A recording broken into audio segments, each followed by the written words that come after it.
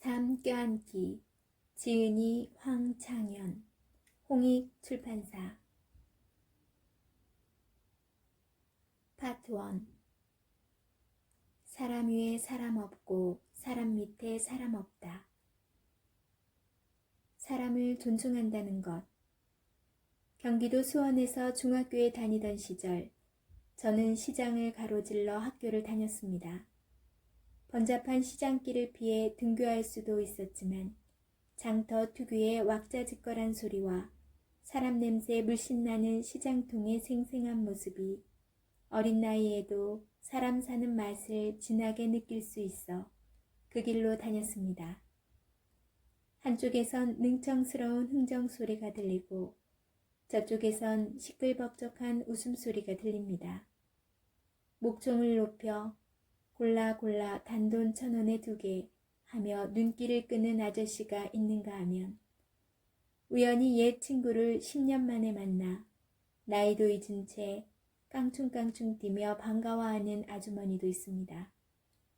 모든 것이 아직도 기억 속에 생생히 살아있는 시장 풍경입니다. 장터에 빠질 수 없는 게 있습니다. 싸우는 소리입니다. 손님과 가게 주인이 흥정 끝에 싸우고 상인들끼리도 고래고래 소리 지르며 시비가 붙을 때가 있습니다. 이때 반드시 들려오는 말이 있습니다. 이봐, 사람 나고 돈 났지 돈 나고 사람 났어? 왜 똑같은 사람끼리 무시해? 사람 위에 사람 없고 사람 밑에 사람 없어. 뜻도 모르고 귓가에 쟁쟁이 울리던 이 말 속에는 이 세상 누구라도 존중과 배려를 받아야 한다는 깊은 뜻이 담겨 있음을 어른이 되면서 알았습니다. 똘레랑스라는 프랑스 말이 있습니다. 프랑스를 똘레랑스의 사회라고 말하는데 이 말은 프랑스인들 사이에 자신과 다른 사람의 차이를 너그럽게 인정하는 마음을 갖는 관습이 있음을 뜻합니다. 우리말로 해석하자면 관용이라고 할 수 있습니다. 관용은 남의 허물을 너그럽게 받아들이거나 나보다 부족한 사람을 도와주고 돌봐주는 정신입니다. 한 걸음 더 나아가 각자의 개성을 인정하고 존중한다는 의미입니다. 하찮아 보이는 직업을 가졌어도 무시하거나 업신여기지 않고 따뜻한 마음으로 존중하자는 뜻입니다. 하지만 요즘 대한민국 사회에서는 가진 사람이 가지지 못한 사람을 무시하는 일이 참으로 많이 일어납니다. 좋은 대학을 나와 고소득자가 된 사람이 학벌도 인맥도 없어 더럽고 힘들고 위험한 일을 하는 사람을 도와주기는커녕 인정사정 없이 짓밟아 버리는 모습이 매일같이 뉴스에 나옵니다. 다른 사람을 너그럽게 이해하고 감싸 안는 마음이 사라지고 온갖 편협과 냉혹함이 판치는 사회. 이런 사회가 정상일 리 없습니다. 몇 년 전에 이런 일이 있었습니다. 서울 강남의 어느 아파트에서 70대 여성이 5층 베란다 창문을 열고 1층에 있는 경비원을 향하여 어이 경비 하고 부르고는 간식이라며 떡과 빵을 던져주었습니다. 문제는 그 떡과 빵이 하나같이 유통기한이 지난 것들이라는 점이었습니다. 신문기사를 보니 자기는 경비원과 친해서 장난으로 그랬다는데 1층 화단에 떨어진 음식을 주워 담는 상대도 그걸 그냥 장난으로 받아들였을까요? 당해보지 않으면 모릅니다. 오늘도 수많은 사람들이 갑질을 하는 사람들의 돌팔매질에 아파하며 눈물 젖은 빵을 삼켜야 합니다. 밀려오는 절망감에 세상 무엇과도 바꿀 수 없는 목숨을 끊기도 합니다. 장난으로 던져준 빵을 받아야 했던 경비원 아저씨는 모멸감을 이기지 못해 끝내 분신 자살을 시도했고 한 달 동안 피부 이식을 3차례나 했지만 허망하게 숨을 거두고 말았습니다. 독실한 신앙인이었던 그분은 50살이 넘은 나이에 아파트 경비원으로 재취업했을 때 누구보다 열심히 일하겠다고 다짐하며 하느님께 감사의 기도를 드렸다고 합니다.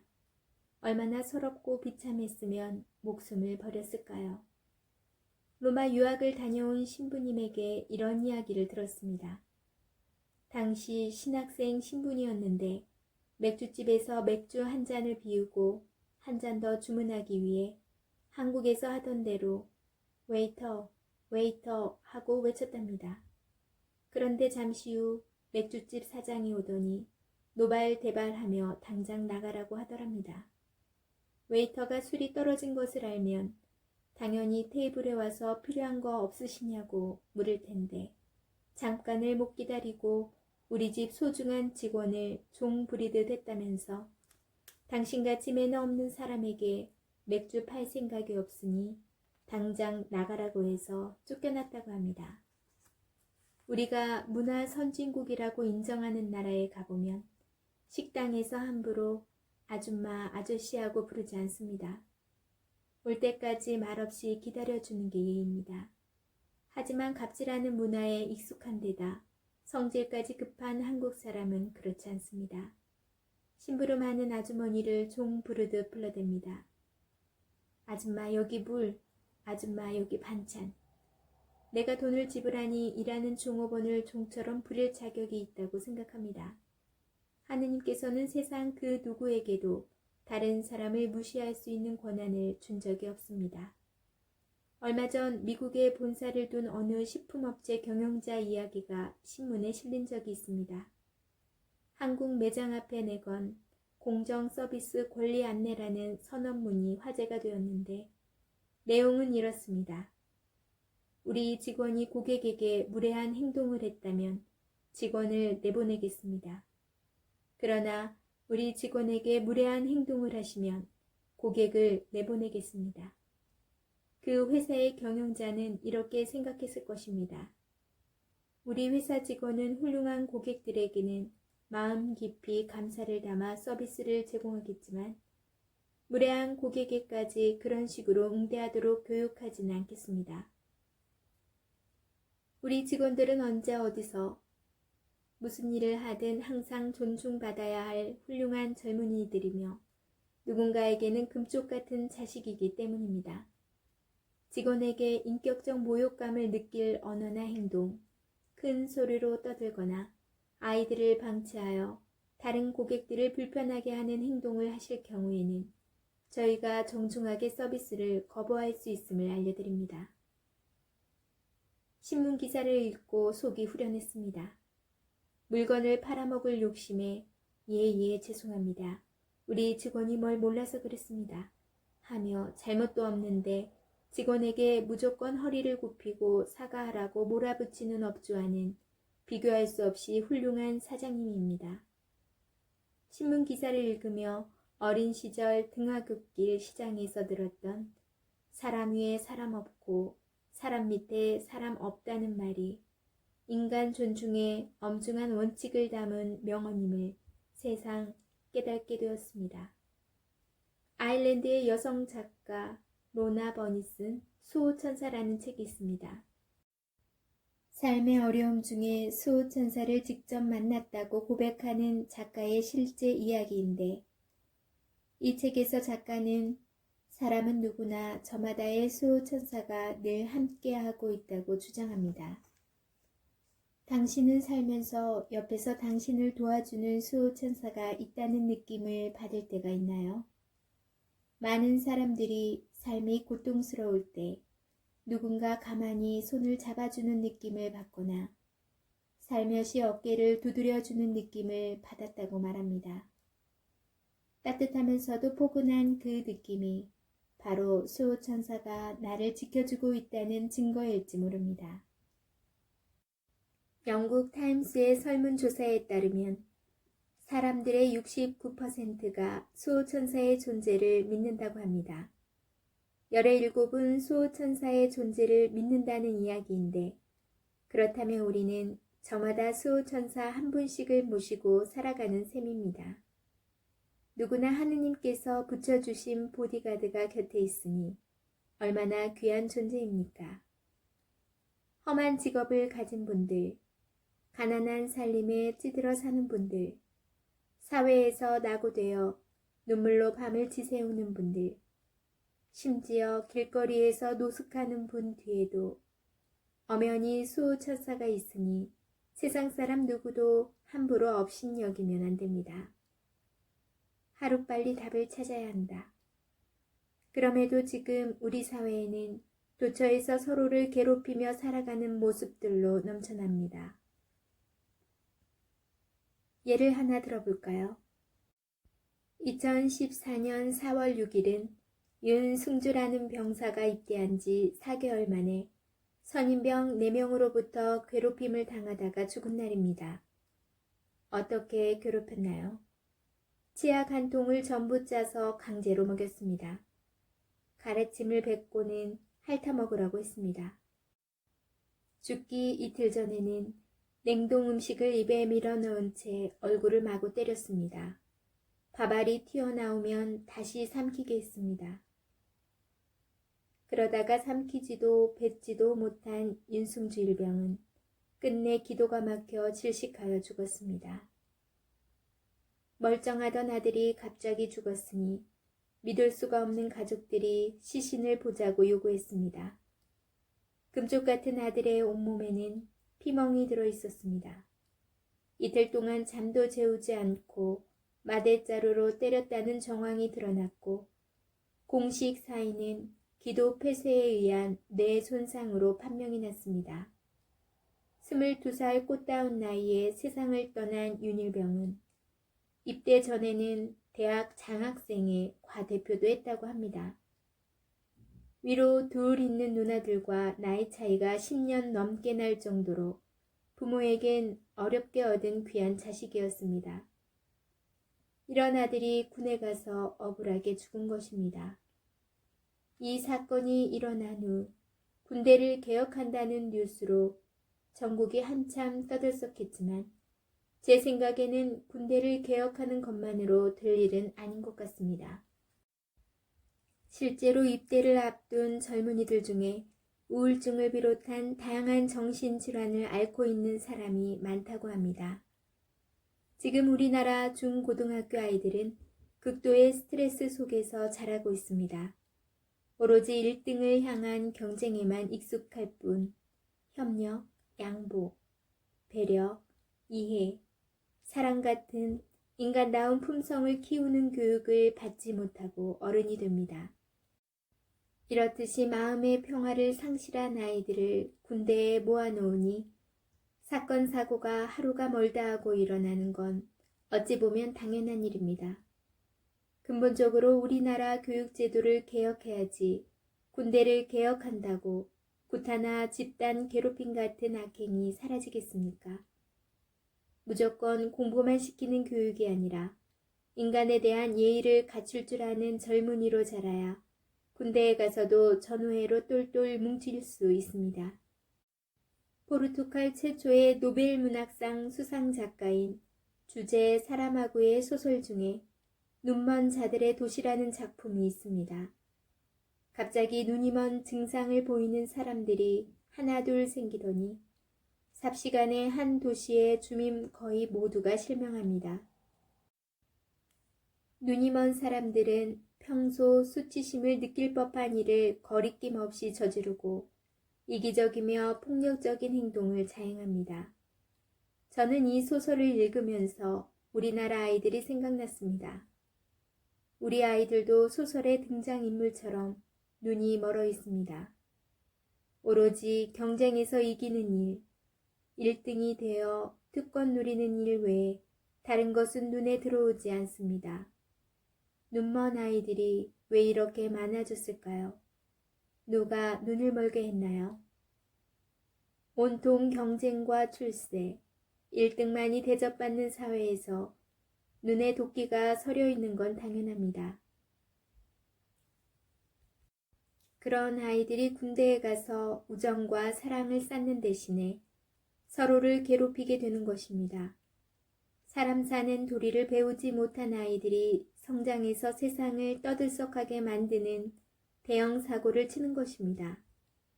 망가진 아이들을 키워내는 가정, 오로지 1등만 골라내는 학교, 내가 이기기 위해서는 조금 부족한 동료를 괴롭혀도 괜찮다고 말하는 사회. 우리는 지금 그런 세상을 살고 있습니다. 언제까지 이런 상황을 그냥 앉아서 보고만 있을 건가요? 저는 오늘 한국 사회가 하루빨리 이 질문에 답을 찾아야 한다고 생각합니다. 프란치스코 교황님과 함께한 최고의 비행. 2015년 9월 22일 프란치스코 교황님이 5박 6일 동안 역사적인 미국 방문을 하셨습니다.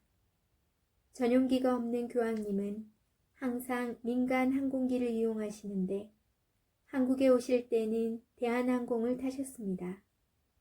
미국에 가시기 위해 아메리칸 에어라인에 오른 교황님은 승무원들에게 이런 부탁을 하셨습니다. 미국으로 가는 동안 어떤 특별 대우도 원하지 않습니다. 나를 여기 있는 모든 탑승객들과 똑같이 대해 주십시오. 탑승객 중에는 추기경들도 있고 기자단도 있고 수행원들도 있었지만 교황님은 그들보다 더 특별하게 대접받는 걸 원하지 않으셨습니다. 오히려 비행 내내 소탈한 모습을 보이시며 여는 승객과 다름없는 서비스를 받으셨습니다. 교황님은 대한민국 시장통에서 상인들이 외치는 사람 위에 사람 없고 사람 밑에 사람 없다는 진리를 몸소 실천하시는 분입니다. 교황님은 14시간 비행하는 동안 단 한 차례도 승무원을 불러 심부름을 시키지 않았습니다. 비행기에서 내리실 때 승무원들에게 일일이 마음을 담은 감사 인사를 전하신 교황님 덕분에 큰 감동을 받은 승무원들은 동료들에게 인생 최대의 비행을 경험했다고 말했습니다. 13억 가톨릭 교우의 대표이신 교황님도 특별 대우를 원하지 않으셨는데 우리나라에서는 돈이나 권력이 조금이라도 있으면 온갖 치졸한 방법을 동원해서라도 유세를 부립니다. 백화점에서 벌어지는 갑질 사건들이 대표적인 사례입니다. 자기는 VIP 고객이니 특별 대우를 받아야 한다며 합당한 요구도 아니면서 직원에게 욕설을 퍼붓고 무릎까지 꿇리면서 사과하라고 행패를 부립니다. 하루 종일 종아리가 통통 붓도록 애쓰며 갑질을 참아내야 하는 직원도 누군가에게는 세상에서 가장 소중한 딸입니다. 바로 이런 사람들에게 들려주고 싶은 이야기가 있습니다. 1912년 타이타닉호가 침몰할 때 일입니다. 미국에서 가장 큰 백화점의 하나인 뉴욕 메이시스 백화점의 소유주였던 이시도르 스트라우스와 아내 아이다 블루는 결혼 41주년을 기념하기 위해 독일과 프랑스를 여행하고 귀국하던 길이었습니다. 영화에서 본 그대로 20m 크기의 빙산과 충돌한 타이타닉호가 가라앉기 시작했고 저마다 살겠다고 일시에 갑판 위로 몰려들었지만 구명정 보트는 턱없이 부족했습니다. 선장은 여자와 어린이를 먼저 태우기로 결정했습니다. 다행히 스트라우스 부부는 1등실 승객이었기에 하녀와 함께 구명정에 승선할 수 있었습니다. 하지만 구명정에 타지 못한 부녀자와 아이들을 본 이시도르는 자신은 살 만큼 살았으니 아직 타지 못한 어린아이를 대신 태워달라고 부탁하고 배에 남았습니다. 그러자 아내 역시 남편과 마지막 길을 같이 가겠다고 함께 배에 남으며 구명정에 타는 하녀에게 밤바다가 추울 테니 자신의 목빛코트를 입으라고 벗어주었습니다. 그러고는 젊으니까 우리 목까지 꼭 살아달라며 축복까지 해주었습니다.